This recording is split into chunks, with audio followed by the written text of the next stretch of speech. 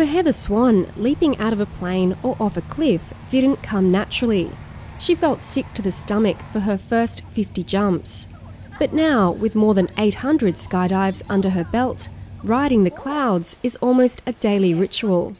She encourages all women to give it a go. Women who only ever did one jump, one tandem jump, who were literally terrified beyond anything that you can imagine, and yet they pushed themselves, they did the tandem jump, and it had a transformative effect on them.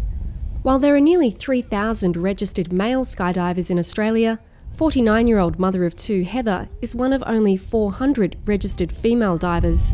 She's also a base jumper, an extreme sport where people jump from fixed objects, including buildings and cliffs. Here, the ratio of women to men is even lower. In 2006, she and her husband Glenn Singleman leapt off Mount Meru in the Indian Himalayas at an altitude of more than 6,600 metres, creating a world base jumping record. But being a woman in the field can attract negative comments. People will often say to me, "Oh, how can you do that? You've got children," although my children are well and truly grown up.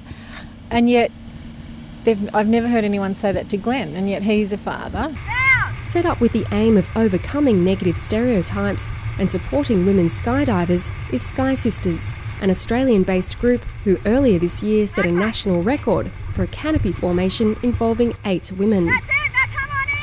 The women know it can be a risky hobby. There's been an average of 2 deaths annually in Australia in the last 5 years. Penny Barrett, who's up to nearly 500 jumps, says you need to keep perspective. I know it's dangerous, but you know, all the precautions are there, and if you really do the best that you can, life's just like that, you know. Anything can happen at any time, you don't know. So it teaches us how to really, you know, enjoy life and make the most of every second.